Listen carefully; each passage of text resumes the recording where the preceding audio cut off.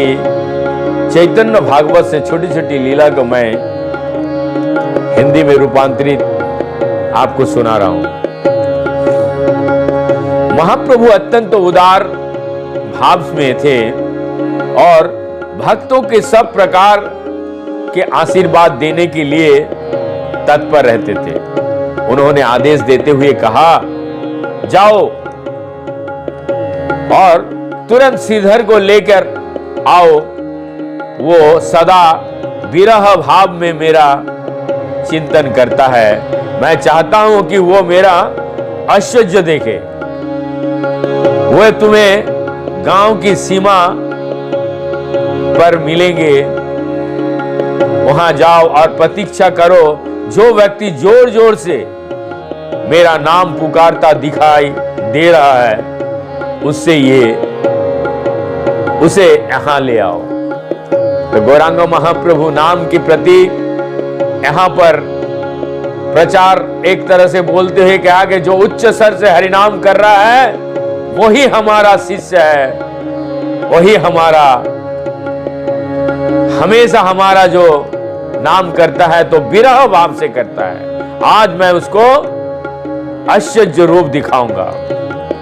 महाप्रभु के आदेश को पूरा करने के लिए वैष्णव श्रीधर के घर की दिशा में दौड़ पड़े। श्रीधर केले के वृक्ष के छाल के दोने बनाकर बेचा करते थे। अपने आमदनी का आधा हिस्सा वो गंगा मैया को पूजा पर खर्चा कर देती और शेष आधे में अपनी जीविका चलाते। और ये खरे भक्तों को परीक्षा है।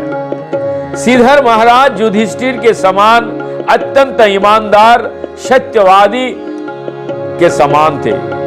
सामान बेचने समय वो बिल्कुल सही मूल्य बताते और भाव तोल नहीं करते, इसीलिए लोग उनकी दुकान से वस्तुएं खरीदना अच्छा लगता था। वास्तव में श्रीधर अत्यंत महान व्यक्ति थे, परंतु सामान्य लोग इससे अनभिज्ञ थे। वे उन्हें केला बेचने वाला एक साधारण दुकानदार मानता था। बहुत कुछ यहाँ पर शिक्षा दे के गया गौरांग महाप्रभु। श्रीधर रात भर उच्च स्वर में हरिनाम कीर्तन किया करते।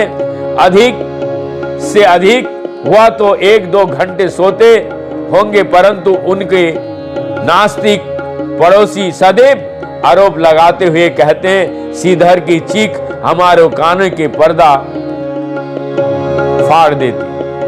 थोड़ा सा सोचिए किस तरीके से श्रीधर आचार्य श्रीधर जी कीर्तन करते थे। अड़ोस पड़ोस को भी इस रात ये कहते हुए, श्रीधर का चीख से हमारा कान के पर्दे फाड़ जाती है। हम रात के ठीक से सो भी नहीं पाते। ये भिखारी अपने पेट नहीं भर पाता, इसीलिए भूख से तड़पते हुए रात भर चिल्लाते रहता। क्या सोचे। ऐसी निंदा सुनकर भी श्रीधर अनुद्विग्न और सदैव प्रसन्न रहते। श्रीधर को लाने गए भक्त आधे रास्ते ही पहुंचे होंगे, उन्हें श्रीधर का जोर जोर से कीर्तन सुनाई पड़े। उस धनी का पीछा करते हुए वे शीघ्र ही श्रीधर के घर पहुंच गए। तो ये हरे कृष्ण कीर्तन का जो परिचय पता बताने की किसी को जरूरत नहीं है, खाली बोलने से ही होता है हरे कृष्ण कीर्तन करने वाला। तो यहां पर यह भी पूछना जरूरी है, जोर से जहां से कीर्तन हो रहा है वहां ही भक्त लोग चले गए, घर पहुंच गए। घर क्या टूटी फूटी झोपड़ी थी, वहां पहुंचकर उन्होंने कहा, श्रीधर महाप्रभु ने इसी क्षण तुम्हें बुलाया है, तुरंत चलो। महाप्रभु का नाम सुनते ही श्रीधर दिव्य आनंद में विभोर हो उठे और भूमि पर अचेत होकर गिर पड़ा। भक्तों ने जैसे तैसे उन्हें उठाया और महाप्रभु से मिलवाने ले चले। श्रीधर को देखकर महाप्रभु की अत्यंत आनंद हुआ। उसे बुलाते हुए उन्होंने कहा, आओ आओ, अनेक जन्मों से तुम मेरी पूजा कर रहे हो, इस जीवन में तुमने मेरी भरपूर सेवा की है, ना जाने कितने बार मैंने तुम्हारे केले खाए और तुमसे वस्तुएं छीने हैं, तुम्हें हमारे बीच हुई वे सब बातें कदाचित स्मरण ना हो। विद्वान पंडित के रूप में अपने लीलाओं करते समय निमाय का व्यवहार अत्यंत निर्भीक और धृष्ट था। उस दौरान निमाय प्रतिदिन श्रीधर के पास जाता और केलों को पत्ते और दोने के लिए घंटों उससे भाव तोल करता। अंत में आधे मूल्य में सब कुछ खरीदकर वो घर लौट आता। ये महाप्रभु की लीला श्रीधर के साथ बता रहे। श्रीधर सदैव सही मूल्य ही मांगता था, परंतु निमाय उनकी बातों पर ध्यान दिए बिना सामान उठा लेता और केवल आधा मूल्य ही देता। इसे देखकर श्रीधर थोड़ा क्रोधित हो जाता और कूदकर अपना सामान वापस लेने का प्रयास करता। तब महाप्रभु उनसे कहते, अरे भाई श्रीधर, मैं जानता हूं कि तुम वैरागी और अत्यंत धनवान हो, तुम ये सब सामान छीनने का प्रयास क्यों कर रहे हो? तुम शायद नहीं जानते कि मैं कौन हूं। निमाय का सौंदर्य अत्यंत मनोहारी होता, उसका सुंदर मस्तक सदा तिलक से सुशोभित रहता। तीनों स्थानों पर उसकी धोती अत्यंत आकर्षक दिखाई देते। निमाय स्वभाव तथा नेत्र दोनों चुस्त थे, चंचल थे। पान चबाकर लाल हुए ठोंठों से जब वे श्रीधर की ओर देखकर मुस्कुराता तो श्रीधर का सारा क्रोध शांत हो गया। श्रीधर ने कहा, हे ब्राह्मण, इस बार मुझे क्षमा कर दो, मैं तो तुम्हारे कुत्ते के समान हूं। इस पर निमाय कहता, मैं जानता हूं तुम बड़े चतुर हो, केले बेचकर तुमने बहुत बड़ा खजाना जमा कर लिया है। श्रीधर ने कहा, यहाँ केले वालों की और भी दुकान है, यदि तुम्हें वहां सस्ता मिलता है तो वहां से क्यों नहीं खरीद लेते? विश्वंभर की मनोहरी रूप को देखकर श्रीधर सम्मोहित हो जाता और अपने आंखों में उनकी सुंदरता के समेटते हुए मुस्कुराने लगते। यद्यपि विश्वंभर वाद विवाद करना नहीं छोड़ते, परंतु मन ही मन वे अपने नित्य सेवक श्रीधर से अत्यंत प्रसन्न रहते। निमाय ने कहा, प्रतिदिन तुम गंगा को कुछ न कुछ वस्तुएं चढ़ाते हो, फिर क्यों तुम्हें मुझे भी सस्ते दाम पर सामान नहीं बेच सकते? जिस गंगा को तुमने प्रतिदिन पूजा करते हो उसका जन्म मुझसे ही हुआ है। यह सुनकर श्रीधर अवाक रह गया, अपने कानों को हाथ देकर विष्णु विष्णु पुकारने लगा। निमाय को धृष्टता देखकर उसने उसे मनचाहे वस्तुएं दे दी। इस प्रकार निमाय प्रतिदिन श्रीधर को साथ विनोद किया करता और श्रीधर की दृष्टि में निमाय अत्यंत ही चंचल बालक था। अंत में श्रीधर कहता है, ठीक है, जो चाहिए ले लो, मुझे उसके बदले में कुछ नहीं चाहिए, बस मेरा पीछा छोड़ दो।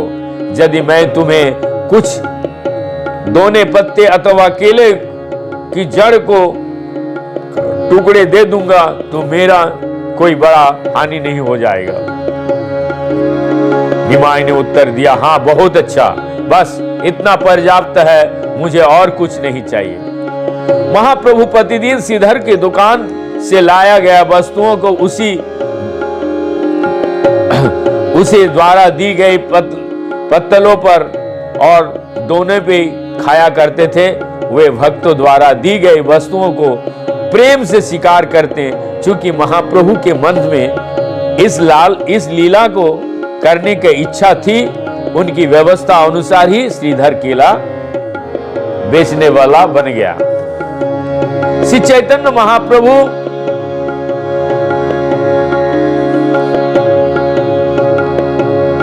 शिवास ठाकुर के घर में भगवान विष्णु की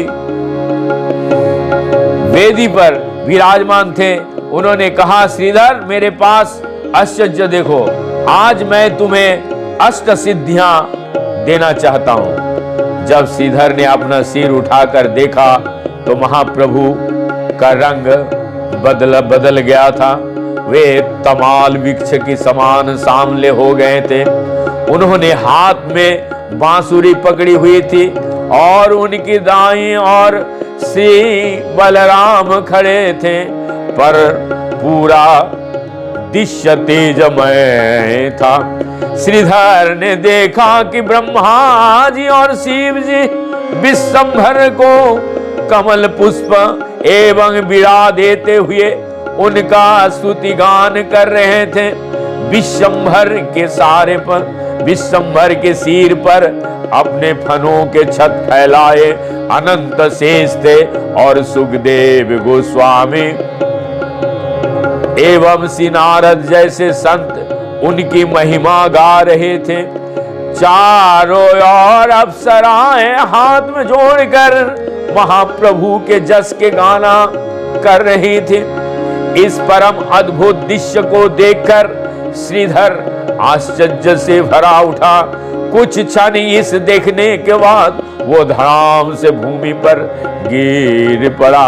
महाप्रभु बार बार श्रीधर को नाम पुकारते हुए उसे उठने के लिए कहने लगा। अपना नाम सुनकर श्रीधर धीरे धीरे खड़ा हुआ। तब श्री चैतन्य महाप्रभु ने, श्रीधर मेरे गुणगान में कुछ कहो। श्रीधर ने उत्तर दिया, भगवान मैं अशिक्षित और गंवारा हूं, आपका गुणगान करने की भला मुझ में क्या शक्ति।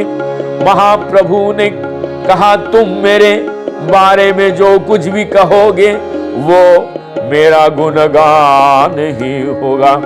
महाप्रभु के आज्ञा से सरस्वती देवी श्रीधर की जिह्वा पर अरूढ़ हो गए और श्रीधर सुंदर स्तुतियां गाने लगे। श्रीधर को वर देने के बाद श्री चैतन्य महाप्रभु धीरे धीरे अपने सिर हिलाते हुए नारा नारा नारा करके पुकारने लगे। उन्होंने अद्वैत से कहा, तुम्हारे जो इच्छा आज मांग लो। इसी के साथ यहाँ पर समाप्त करते हैं। कल फिर सुनेंगे। हरे कृष्ण कृष्ण कृष्ण।